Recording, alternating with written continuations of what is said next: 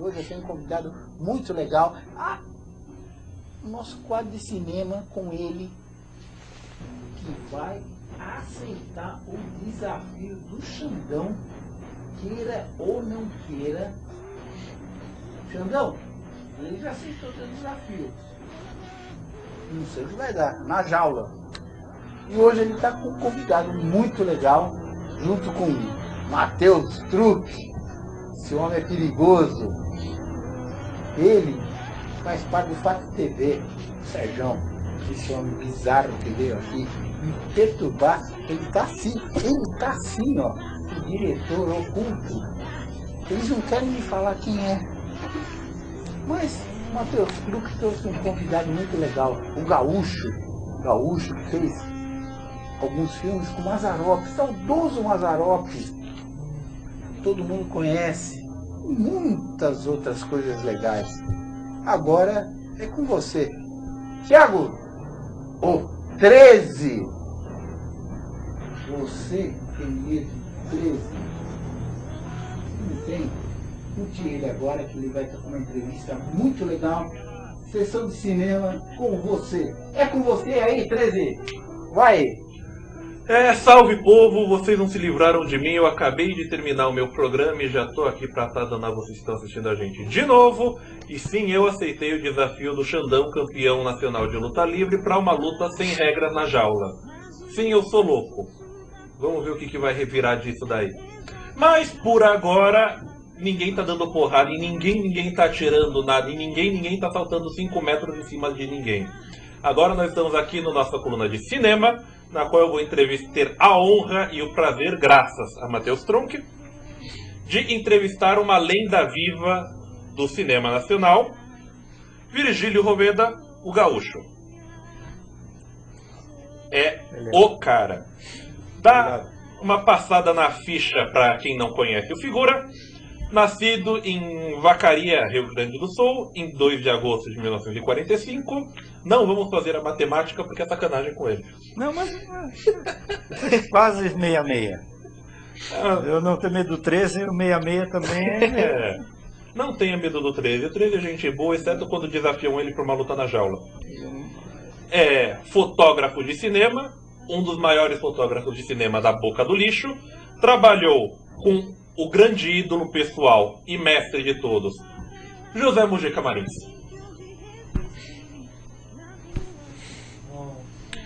Como fotógrafo em Esta Noite Encarnarei no Seu Cadáver, O Estranho Mundo de Zé do Caixão, Despertar da Besta, foi câmera no Encarnação do Demônio, filme mais recente dele, aliás, uma obra-prima. Trabalhou com o Mazzaropi, em O Grande Xerife, Jeca Macumbeiro, Um Fofoqueiro do Céu, Jeca Jeca e Água Milagrosa e tantos outros. Estreou como diretor de fotografia no filme gringo O Último Matador. Aliás, excelente filme, diga-se de passagem. Quem não assistiu, corra atrás. Trabalhou com Candeia e fundou a empresa ProSul Cinemas e Audiovisuais, que é de onde ele é sócio-gerente. Vamos descer um pouco mais na nossa digníssima pauta. Operador de vídeo da empresa produtora Zácaro, gravou programas como Italianíssimo, Almoço com Zácaro, Canta a Viola, Luiz Lauro Show, Atinha e Companhia, Moacir Franco Show. Moacir Franco Show era épico. Ronivon, os comentários sempre vêm. É o estilo maluco de apresentar. Diretor do Departamento de Cinema do SATED, sócio fundador da APACI São Paulo, membro fundador e redator dos estatutos do Instituto Nacional para o Desenvolvimento do Cinema. Ou seja, a gente tem um mito ao nosso lado e graças ao grande especialista em Boca do Lixo e em futebol alternativo, ou seja, nada de mainstream agrada esse cara, Matheus Truque, que trouxe essa lenda viva aqui pro nosso programa. É isso aí, Tiagão, e o Gaúcho vai contar várias histórias aí dos bastidores de grandes produções aí do cinema brasileiro. Uhum. Bom, considerando que sou eu que estou apresentando, e eu sou um fã assumido e descarado do Mojica, como já deve ter sido óbvio para todo mundo. Quem me conhece sabe que eu cheguei a pleitear uma chance para ser dublê do Mojica só para trabalhar com o cara. E como fã, confesso, do homem, eu tenho que perguntar: como foi a experiência de trabalhar nessa obra-prima que era o Essa Noite Encarnarei no Seu Cadáver, e no geral como é que é trabalhar como fotógrafo do Mujica? Bom, eu comecei com o Mujica. Eu cheguei de Vacaria e fui trabalhar com ele. Fazer figuração num filme chamado Diabo de Vila Velha, e logo em seguida começou Essa Noite Encarnarei no Seu Cadáver, que foi em 1966. E aí eu passei a morar dentro da sinagoga, lá do estúdio do Mujica, e como não tinha cama, eu dormia dentro de um caixão mesmo, né? Ficava por lá. Era um rato do estúdio. Aquele Então negócio. você dormiu no caixão do Mujica? Não, no Mujica não era tinham diversos caixões, né? Então, aquele que estava mais confortável, né? Mais habitado. Estava mais próprio do... Dá pra. A noite fria, tá? assim, era complicado, mas a gente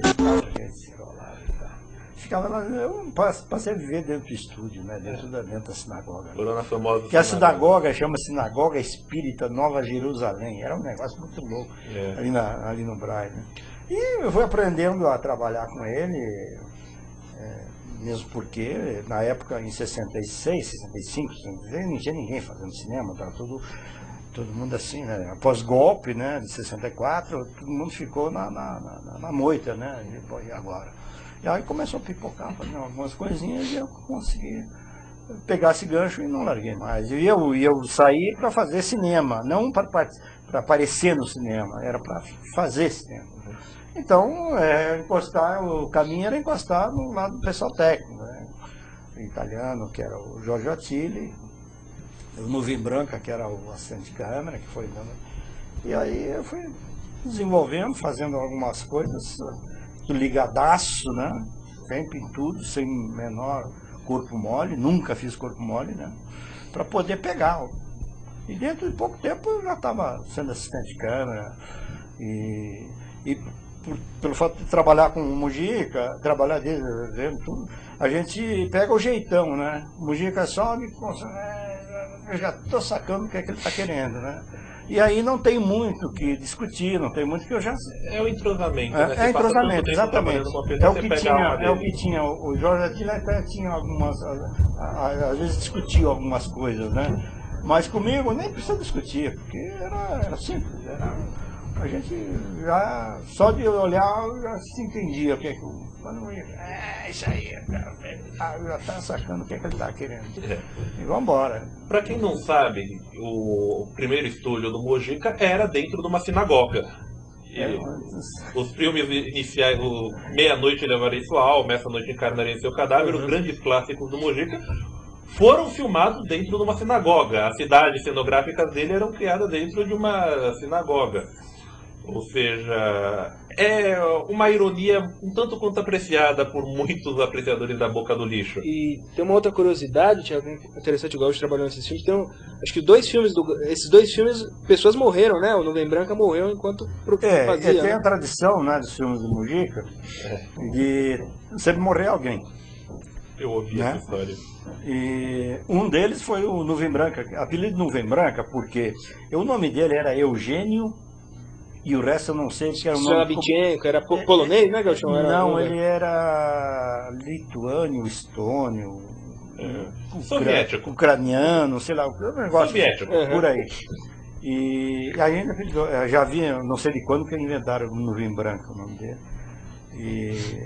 E ele adoeceu lá na sinagoga, eu morava lá dentro, vivia lá dentro, e mais alguns colegas, dois colegas, que um se tornou um grande diretor montador, editor e montador, premiado, faleceu já.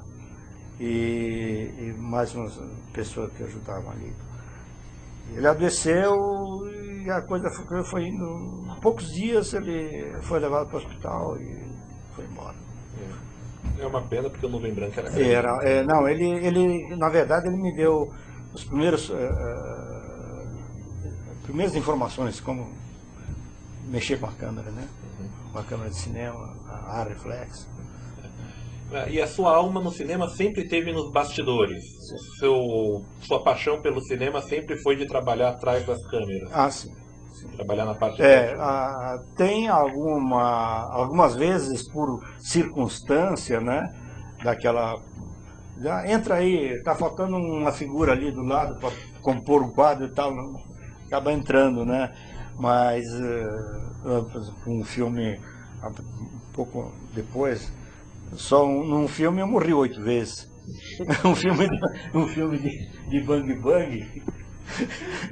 Eles botavam o chapéu, trocavam de camisa e tal, e pá, e leva um tiro aqui, cai lá do cavalo, e pá.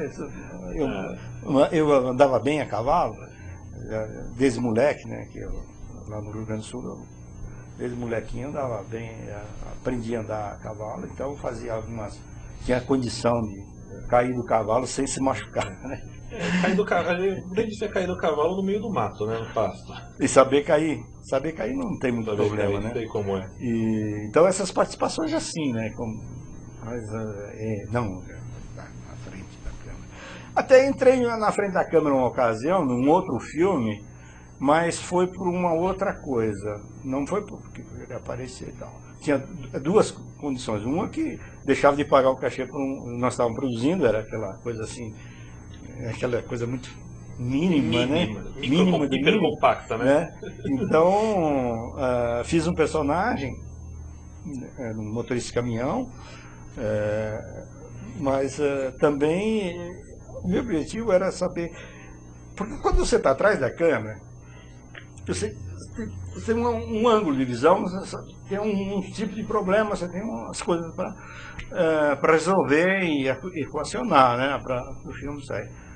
Mas e exigir dos atores que estão lá na frente. Eu como assistente de direção, diretor de fotografia, operador de câmera e tal, e a gente às vezes pega no pé pegar no pé não, mas exigir dos atores. Mas para aí, eu vou na frente da câmera, quero ver sentir o problema dos atores. Qual é o problema deles? Que também não é fácil, né? O cara não de se comportar dentro da câmera e dentro da cronometrado, ensaiado, marcado em enquadração, aquela coisa toda, e tem que ser absolutamente, né? Então, a gente... Na frente da câmera e atrás da câmera a referência muda muito, né? Muito difícil, não dá nem para comparar. É ângulo oposto. Totalmente. Então, a gente, foi nesse sentido, porque se você tem conhecimento do problema de cada um, a gente consegue produzir mais e melhor, né? Você pode produzir com qualidade, com conhecimento de causa, sabendo exigir no momento certo. É um comando, tem que comandar, saber o problema de cada um, né? Do ator, da atriz, dos outros técnicos, né? Porque eu passei por todos os setores da cinematografia. E comecei lá ajudante geral dentro do estúdio, né? De segurar as aranhas, de puxar a aranha para cá, para lá, cuidar das cobras e tal. As aranhas vivas, do Viva. Eu aprendi a mexer, o técnico, o cientista lá, olha, você pega a aranha assim, sabe? Correu o risco de machucar as aranhas e as cobras e tudo mais.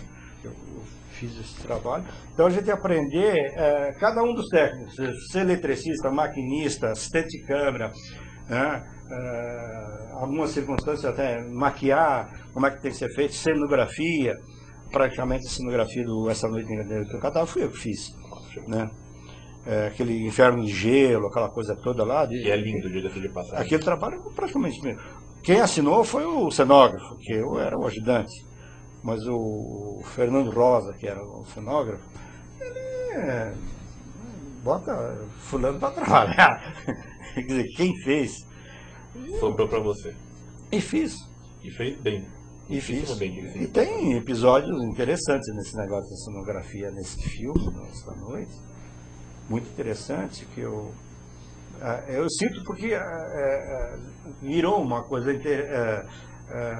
o dia que eu estava no final, era uma última sequência do filme. E eu construí o cenário, era um cemitério que se abria e o diabo estava puxando o Zé do Caixão pelos pés e levando. Ele cai no inferno. Aquele processo lá de abrir o chão e tal, que é feito com esse cenário.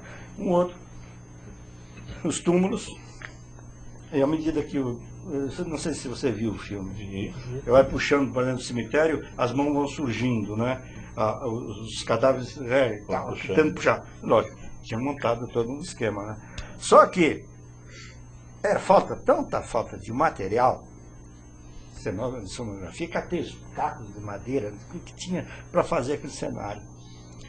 Quando o Zé do Caixão, o Palito, que trabalhava na PI, o Palito, que era o diabo puxando o Zé, quando pisou no cenário, o cenário tremeu. Que era tão vagabundo, os túmulos tremiam, aquelas cruzes tremiam, o chão. Daqui a pouco vai meter o pé e vai afundar, porque era um compensado fininho. Se alguém mete o pé e afunda espontaneamente nesse tipo de cenário, fica até um efeito interessante. Não, mas para aí, tem um desfecho essa história. Aí o Attili, o Jorge Attili, não filma, mas nem não filma isso aí. O que é isso? O cenário se mexendo, tremendo. Não, de jeito nenhum. E ficou aquela discussão lá, não diga, não, vamos filmar, legal. E o Attili não filmava. E o Augusto, que era o produtor, ficava arrancando o bigode. Ele tinha uma mania de, quando ficava nervoso, o Augusto Cervantes, o espanhol, que era o produtor, ficava arrancando o bigode. Arrancava o bigode, assim. Eu ouvia dessa história. E lá pela madrugada, assinaram documentos, não sei o que, o Attili resolveu filmar. Beleza, filmou, montado. Quando foi pro festival de cinema de terror, lá em Barcelona, ganhou o prêmio de cenografia. O filme. Por quê? Principalmente por aquela cena de ter todo o cenário se mexia, as cruzes tremiam, o cemitério todo estava vivo. Virou parte da história, né? Ficou uma coisa fantástica. Ganhou o prêmio de cenografia, principalmente. Virou uma parte da história do negócio. Deu um clima, essa tremedeira toda da história. Então, essa vantagem, o ser cineasta, ter a competência de perceber e aproveitar as coisas que aparecem no momento e não estão previstas. Então, o Mujica tem muito disso. Né? Que é um motivo pelo tem alguns outros cineastas por aí que têm essa chance de captar o momento, né? Legal, vamos fazer isso aqui. Não está no roteiro? Não tem importância. Depois eu vejo onde é que está. E o Mujica teve essas coisas assim de aproveitar. Num outro filme, eu estou contando coisas que a gente vai aprendendo, vai aprendendo, vai vendo, e a competência das pessoas perceber. Né? Um dia eu tinha uma cena que era um filme que nós fizemos em Campinas, no Yacht Club de Campinas, fiz o foco na maçaneta, era só para referência do foco. Esse é o aspecto técnico aí. Tá. Fechei a zoom, foco ali, abri, é a altura do ator, que eu abri a porta para entrar. Quando eu abri, fiz um movimento, dei um determinado movimento no reflexo da maçaneta. Eu disse, Mujica, dá uma olhada nesse troço. Mujica, não tem um video assistant, né? Tudo no olho, né? No olho e na confiança do diretor de fotografia e câmera com o diretor. Não se viu, não, tem que confiar um no outro. Aí o Mujica olhou, olha esse mundo. Legal, para dar uma tomada aí. Aí o produtor falou, vai fazer o que com essa tomada? Vai estar aí 10 metros de filme aí. Não sei. Ele achou o lugar. Certinho. Lá na montagem, na edição do filme, ele achou onde colocar aquela tomada. São detalhes assim, né? Então, a gente está sintonizado, né, com o diretor, e se dá bem, vai e funciona. Eu fiz muitos filmes com o Mujica, não tem dado certo assim ultimamente, porque outros momentos, tem outras conjunturas de negócio, de produção, e tem grupos, então a coisa está um pouco mais complicada, né, para a gente. Mas até há pouco tempo atrás ele me falou, olha, tem um negócio para virar aí, você... Tô pronto, tô aí. Estamos esperando, só ele vira, é só...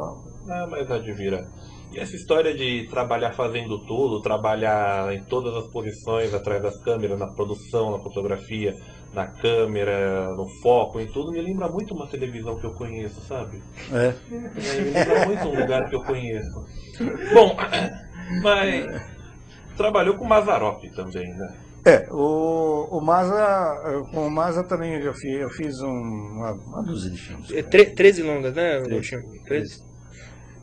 Bem o número dele, 13. É 13, é. É o meu número da sorte. Foi minha sexta-feira ontem. Eu fiz, naturalmente que ali já era uma outra estrutura, uma outra coisa, um outro tipo de equipamentos. E aprendi a mexer com outros tipos de equipamento, através do Pio, que era o diretor, né, diretor de fotografia. Fui com trabalho de assistente, assim, cenas de fotografia de estilo também fazia.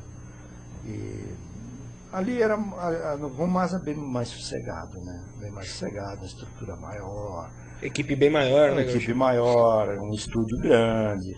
O estúdio lá da fazenda mesmo, era bem menor. Depois ele construiu um estúdio grande, que eu acompanhei, inclusive, a construção do estúdio. E a gente tinha bastante bate-papo com o Mazzaropi, ele conversava fora da filmagem, no alojamento, no restaurante, a gente ficava conversando sobre uma porção de coisas, experiências dele. Né? Ali era quando ia fazer o filme do Mazzaropi, era o momento que era mais sossegado, tranquilo. Em primeiro lugar, naturalmente ele era mão fechada, né? Bicho inchava para contratar a gente, através do pessoal da produção dele e tal. Mas também tratou sossegado, não corria o risco da gente. Mazzaropi que tá na imagem no ar agora. Não, esse aí é do filme. O Sertanejo. É o Sertanejo. O Sertanejo. Tem o Pio. É do Pio, né? A direção do Pio e a atuação do Pio. O Jorge está de assistente, o Luiz Rossi era assistente de câmera e eu era operador de câmera. Tá certo. Direção de fotografia. Olha o Gauchinho, né? Esse aí esse eu já trabalhava numa agência de publicidade, na Luta Filmes. Eu trabalhava com o Sam Saragossa e o Camilo Sampaio, que eram os donos, né? Moral. Esse aqui foi naquele teste das aranhas e cobras e lagartos e sapo também, que é o sapo. Os testes macabros, né? Foi feito em 1967, em novembro de 67, na revista Cruzeiro. Esse aqui foi um movimento que a gente lutou para a regulamentação da profissão de artista, e eu fiz parte do movimento. Nessa época eu já estava no sindicato, no SATED. Fala mais dessa parte do síndico, do seu trabalho síndico. Seu trabalho nas organizações dos artistas e dos cinegrafistas do Brasil. Porque você, como eu passei agora pelo seu currículo, você participou da fundação de boa parte, tem um papel importante em quase todas. Eu andei fazendo algumas coisas, por exemplo, esse caso, nós fomos em Brasília, fomos 2 vezes, para tentar resolver, que era a luta para a regulamentação da profissão de artista, via SATED. E eu fomos numa reunião, conversamos, inclusive com alguns deputados, senadores, deputados que na época, inclusive o Tancredo Neves. E foi rolando. Eu sei que conseguimos regulamentar a profissão, eu já estava fora do sindicato, já tinha vencido meu mandato. Mas eu, numa outra ocasião, foi a Operação Brasília também, que eu estive negociando. Nós tivemos com o ministro do Trabalho, com relação às questões trabalhistas, né? Porque, naturalmente, tem que existir algumas, como acontece em alguns outros segmentos, de você trabalhar 10, 15, 20 horas por dia, mas você vai até cair, né? Ficar 24 horas, 48 horas trabalhando sem parar, sabe? Então era questionamento mais na ordem trabalhista, né, que eu estive. Agora, naturalmente, eu participei da formação da APACE, Associação Paulista de Cineastas. mas não participei, não fui para a diretoria. Também a criação do Instituto de Desenvolvimento Cinematográfico, que trabalhei na elaboração do estatuto e tudo mais. Tá aí. São coisas que ficam hibernando, né? Não acontece. A formação, a luta pela formação do sindicato dos técnicos, que é o Sindicine atualmente, que também foi criado. Quem abraçou mais foi o Tony de Souza, que trabalhou mais efetivamente. A gente trabalhou também, mas não assim, né, o tempo todo. Mas pela participação, ajudamos a montar o sindicato, até sair a carta sindical e fui associado e tal. Sou associado, acho que sou. Se não me puseram para fora, ainda estou lá. Faz tempo que eu não tenho mais contato. E depois também entrei no mundo associativo e de classe. Eu atualmente estou na direção da Associação Paulista de Imprensa, API. Eu estou no Conselho Deliberativo, né? Conselho Deliberativo, eu venho poucas vezes por ano, mas já tive fui eleito para tesoureiro, conselheiro, não sei das quantas lá. Então, já vem uns 10 anos envolvido lá com a API, né? Mas não muito assim. Teve uns momentos que eu fiquei lá, vivi lá dentro, né? Mas também não foi muito tempo. Agora está mais sossegado. E o Viva Centro, o movimento do centro de São Paulo, fui eleito 2 vezes o diretor do setor do núcleo da João Mendes, que são divididos em células, né, em grupos, né, a Viva Centro. E eu fiquei na direção da João Mendes, onde está a API, a Associação Paulista de Imprensa. Então, aquele pedaço ali, até porque ele dava o xerife o xerife do pedaço. Mas não, também aquelas coisas de ver o problema maior que nós tínhamos ali, que nós discutimos, até mesmo fazíamos as reuniões dentro da API, né, no prédio da API, e a gente trabalhava. Tem agora os colegas nossos que estão na parte da direção, e outros lojistas, não, porque ali não era só de jornalista. Só de cinema? Não, só de cinema, de jornalismo, né? Não. É dos lojistas, do pessoal todo ali, menos do fórum, que o pessoal do fórum é proibido. É o pessoal que quer revitalizar o centro em geral, né?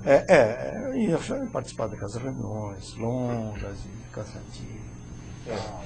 E vai daqui, vai daí, pensa de uma forma, pensa do outro. Tem a ocupação do espaço público, que é um negócio complicado, porque não, mas o cara tem que montar, não, de repente ocupa as calçadas, ocupa tudo, né? O cara passar ali na zona da Serra, né? João Mendes, e tem problemas de tráfico de drogas, de prostituição, que ali é um antro ali, né? Prostituição. Enfim, a gente acaba se envolvendo, né? Tem que discutir isso. O problema que existe aqui em São Paulo, que tem uma coisa muito louca, é uma coisa idiota, que não tem banheiro público em São Paulo. Aliás, nas grandes cidades não tem. A praça, ali, a João Mendes, em volta do fórum, circulam 25 mil pessoas por dia, devido ao fórum. E não tem nada. Os caras ali naquela praça, estou falando já, estou se envolvendo, mas são coisas que a gente... Pô, mano, aquela praça do lado do fórum ali, a Praça 7 de Setembro, aquele Largo 7 de Setembro, é um banheiro público. É banheiro, ali é uma coisa que você tem que tomar cuidado de andar, ali é pisar, né? Então essas coisas, esses movimentos, e tem mais outros que a gente está... Eu estou agora, estou na Viva Centro, continuo na Viva Centro, mas do Lago São Francisco, que eu não estou mais frequentando mais a API, eu frequento a API, mas pouco. Então no Lago São Francisco tem ligações com um outro pessoal lá. Está no território espiano agora. E tem na SOS Peace, que é uma outra entidade que tem conotações aí de ecológicas e tal, né? Que eu até agora estou tomando conhecimento, entrei agora há pouco tempo, tinha algumas reuniões. A Ana Lu mandou aqui pelo Linha Direta: por que o cinema nacional não possui uma indústria cinematográfica significativa? Perguntaram aqui para o senhor.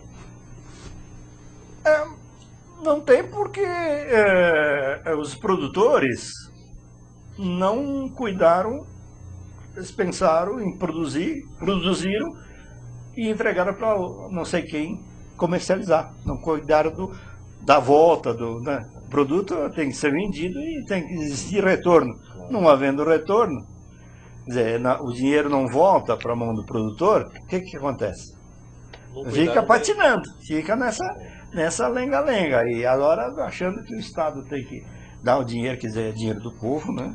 Para fazer cinema. Não cuidaram da parte da indústria mesmo. Pois é, né? mas porque os produtores não cuidaram da parte comercial. Só entregaram para outros. E esses outros ficaram muito ricos e os produtores continuam pobres. Né? E é essa a realidade. Agora, com toda essa história que você tem trabalhando no cinema em todos os ângulos, eu tenho que fazer esse tipo de pergunta aqui. Qual foi a situação mais incomum que aconteceu na sua história como cinegrafista? Um caos que você lembra, assim, imediatamente? Deve ter muitos. Tem muitos. Depende da importância, né? Em que aspecto? Aspecto de criação, aspecto de produção, aspecto de técnica, ou com alguma confusão de bastidores. Um caos, alguma coisa, uma situação engraçada que aconteceu durante uma filmagem. Bom, eu desde o primeiro... O Mujica gosta ele gosta do serviço mal feito. Sabe, mal feito que não prejudica o pessoal, né? Aquelas coisas que se aprontam nos bastidores de estúdio e em qualquer outro lugar onde tem um monte de gente trabalhando ou fazendo alguma coisa. Mas tem um episódio engraçado, né? Lá na sinagoga mesmo, eu estava trabalhando no gesso lá e tal, fazendo cenário. A câmera, esse é um caso um pouquinho complicado, mas ficou engraçado no final. A câmera tinha um prazo que eles tinham alugado, o tal de Agostinho, era um dono da câmera, estava alugado para a produção do Mujica. O Mujica não terminava nunca aquele filme, ficou 4 meses, né, para fazer o filme. E coisa muito devagar e tal, né. Agora faltava dinheiro, faltava material, aí fazendo uma cena, fazendo outra. E a câmera tinha vencido o prazo.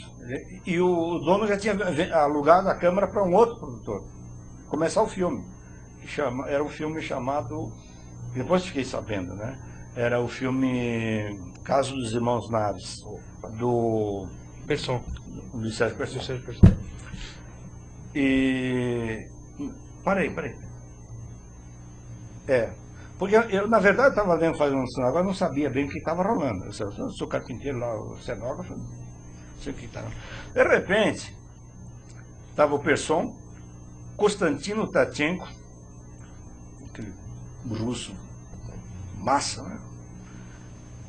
E que foram lá buscar a câmera. Parece que o Konstantino ia fazer o filme. Então, chegaram lá, não, eu vou levar a câmera.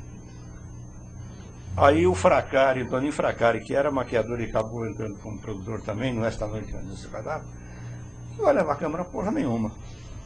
Vou, vai, não vai, pai, tramou o pau. E quebrou um pau lá. Tinha madeira para todo lado e cenário, velho. Aí começaram, caúcho, eu entrei, eu estava com as mãos até aqui, assim, de gesso, né, moldando lá os negócios. Aí entrei no meio da briga lá para apartar a briga dos caras, né? O Persson tava com um terno preto de alpaca, né? Brilhante e tal. O Constantino tava mais brabo, né? Aí eu peguei o Constantino, dei uma chave assim e fui vou levar para fora, né? Eu tenho uma força assim, meia fora do normal, né? Aí, eu empurrei para fora, separaram, jogaram o Persson também, foram embora. O Constantino, que eu tinha dado uma chave nele, estava empurrando para fora. Desci a escada assim. Quando chegou na boca da escada, ele quis me dar um balão. Quando ele fez o jogo, eu soltei, dei o joelho na bunda, o cara desceu. Aterrizou lá embaixo, dei mais um toque, toquei para fora e tranquei a porta da sinagoga. Era uma porta de madeira, de peroba, uma tranca de ferro dessas. Porta de sinagoga. Mais ou menos a porta de igreja. Foi embora, todo mundo acabou, não tem que filmar, todo mundo vai embora. Eu fiquei, porque eu morava dentro de sinagoga, eu ficava lá, né? Todo mundo embora, fechou, apaguei a luz. Ali, uma hora e pouco depois, 2 horas, não sei o que tempo. Chega, desce, aparece um cara lá na rua. Chegou um cara de volta, Constantino com uma máquina, uma Luger e um 38. Luger eu vi que eu conhecia, né? A Luger, aquela tipo alemã, né?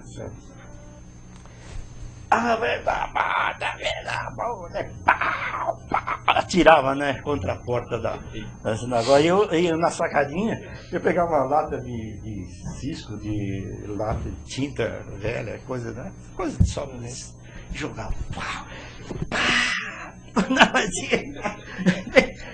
Cansou, eu acho que descarregou tinha na porta ficou uma porção de balas cravada, né? Entrava um pouquinho assim, peroba. E ficou aquele negócio. Do dia seguinte foram parar no Homem do Sapato Branco, aquele programa que tinha do Sapato Branco. Aí o Constantino, eu não tenho nada a ver, não tenho bronca nenhuma com Augusto, com Mujica, eu quero pegar aquele carpinteiro, aquele cara eu vou pegar. Eu devo ficar esperto, né? Envolveu Jacinto Figueira Júnior, clássico. Não, que ia daquela coisa, né, do Homem do Sapato Branco, que tinha era no TV Tupi, né? Eu não fiquei sabendo. São passagens assim, né? Olha, tem tantas outras, né? É que essas histórias são legais de contar porque elas mostram alguns dos bastidores da história do cinema que o povo não sabe que existem. Não, teve uma passagem muito interessante num outro caso. O Mujica, eu vi gastar dos assuntos agora. Sempre o Mujica. Roubaram o produtor hindu. Eita. E o hindu não falava uma palavra em português. Aí tinha um egípcio, que o hindu falava com o egípcio, em hindu, não sei das quantas lá. É algum idioma que ninguém sabe qual é. Aí o egípcio falava em português para nós. E para o Mujica, né? Ele se chamava Jorginho. Ficou grande amigo meu, grande cara, né? Mas atrapalhado. Então eles fizeram um rolo tão grande e eu não queria saber. Eu quero trabalhar, eu quero receber na grana por semana. Mas tinha um componente complicado. O hindu resolveu dar comida. Não, parece que ele tinha um restaurante. Era um cara que lidava com pedras preciosas, umas coisas assim meio esquisitas. Não sei o rolo deles, né? Enfim, eu quero saber, vão trabalhar, quero receber. Eu vou fazer o nosso serviço, tem que ser feito, acabou. E filma que te filma, e filma que te filma, e filma, e filma. Eu descobri que eu estava fazendo um rolo, né? Por conta de uma produção, mas depois montava e cortava no meio e virava 2 filmes diferentes. Mas um negócio assim. Mas o componente engraçado é que ele, como tinha um restaurante, vinha comida lá no estúdio do Mujica, que era ali na Moca, por ali. Rua, não lembro agora. Então vinha um panelão de feijão. com pimenta que pegava fogo. Aí, mas, pô, feijão, e o arroz, o bife, reclamar. A briga toda, só vinha feijão. Comer um feijão com pimenta era dose. Né? Ficava tomando água e filmava a noite inteira, ficava só de noite. Aí reclamava, o Jorginho falava para ele lá em hindu, em egípcio, para traduzir para o hindu e aquela coisa toda. No dia seguinte veio só arroz, não veio feijão. Ficou aquela lenga, virou uma brigaiada, virou uma confusão. Né? De problema de como. Lá pelas tantas o hindu já estava falando em português. Até que no fim os caras vieram me bater lá dentro. Né? E aí o cara botou o dedo no meu nariz, eu peguei o dedo dele e simplesmente quebrei. Quebrei o dedo do cara. Sai fora. Tá bom, então sai fora, para com isso. Porque não dá essa confusão assim. Aí o Mujica, esse cara não vai trabalhar mais comigo. Na fita seguinte, estavam os dois trabalhando juntos. Nesse filme de Gajão, lá no Paraná. O Augusto me contrata e contrata o Mujica. E nós voltamos juntos. De novo, ali, essas confusões. Mas você passou. E olha, se eu começar. Se começar a contar causa, a gente não devolve o programa pro Volpe hoje. Isso que é o problema. Volpe já tá aqui com a cara de. Gente, tocar a gente muita daqui. muita história. Vem aqui. Muita história. Gauchão, você tem muita história para contar e ficava a noite inteira, hein, Gaúcho? Pois é, mas eu acho que a conversa ficou muito comprida. Já, mas ficou legal isso aí. Comprida, corta. Ficou muito legal, muito legal, muito legal. Acho que eu vou chamar o Gaúcho para vir no meu programa uma hora dessa. Pode chamar. Só pra... Gaúcho é 100% trazer o Gaúcho cinema. pra cá, fazer uma entrevista no Hora 13, quando todo o nosso chat, todos os nossos equipamentos... Gaúcho, agora eu vou fazer uma pergunta fatal para você. Lá vai. Você tem medo do 13? Não tenho. De número nenhum. Nem do 24. Bom, então vamos lá. Los Catarinas, é com vocês aí. Tô subindo aí. Gaúcho, obrigado. Matheus Truque, é o homem da FATV. Isso aí. Junto com o homem bizarro aqui da AltV. O homem mais bizarro que tem aqui na AltV, que briga comigo aqui. Não, o homem mais bizarro da AltV não adianta apontar pra mim, não. É o Sérgio. É, o Sérgio. Não aponta pro 13. O 13 não é bizarro. O 13 é trash. Eu sou apenas Gaúcho, obrigado. Valeu. Obrigado mesmo pela presença Mas aí. antes da gente mandar o Los Catarinas, eu só tenho que comentar uma coisa. É uma pena que a gente não teve nem tempo de mostrar essa pérola que o Gaúcho trouxe. Uma câmera, né, Gaúcho? Uma coisa linda, maravilhosa. Essa é uma Bayard Bolex, de origem francesa. Da produção, isso aí é de 1900, da década de 50, 60, não é Isso 50 daqui por aí. Dá até medo de pôr a mão, mas eu tenho que cuidar. Não, pode pegar. Isso é forte. É uma obra de arte. É legal, né? Isso daqui é a história do cinema mundial, meus filhos. Isso daqui. Eles devem ter feito coisas incríveis, essas máquinas aí. Isso daqui, é que nem ele falou, isso daqui é resistente, é da época que as coisas eram feitas pra durar, viu? Isso daqui, se eu soltar aqui, isso daqui arrebenta o nosso piso, não arrebenta a câmera. Só se bater com a lente, né? Mas isso daqui é material da melhor qualidade, ó. Todas as engrenagens, vídeo, tudo. Eu tenho mais algumas lá. Eu restaurei uma Arriflex. Pra você ter uma ideia, eu restaurei a Arriflex, que eu fui descobrir, fiz um rastreamento da onde veio aquela que estava toda detonadíssima. Eu comprei de fulano e tal. A câmera que rodou o seriado Vigilante Rodoviário. Porra! Esse daí eu tenho. Então, essa câmera tá comigo. Esse daí eu tenho que ir lá uma hora para Deve ter filmar. algumas fotos, não sei A se... gente estava passando fotos de apare- câmeras agora mesmo, deve ter aparecido. É. Mas é o seguinte, agora a chefatura já está me dando sinal que eu tenho que mandar tá. lá para cima, porque a gente já está invadindo a hora. Isso. Digo, é um tesouro do Não, cinema tem- nacional, mas Tem infelizmente coisa que até Deus o tempo tá- eu tinha Eu acho separado que mais não- algumas perguntas que eu queria ter feito pro Gaúcho, mas não tive tempo de fazer. Não, mas Uma é- pergunta mais profunda. Mas você vai vir aqui no Hora 13, junto com o Matheus, a gente vai apresentar um programa. Vamos ter 1h30 só pra gente conversar à vontade, com trecho, com foto, com tudo. E agora, Mr. Volpe, Los Catarinas e todo mundo que tiver aí em cima, agora é com vocês. Manda bomba.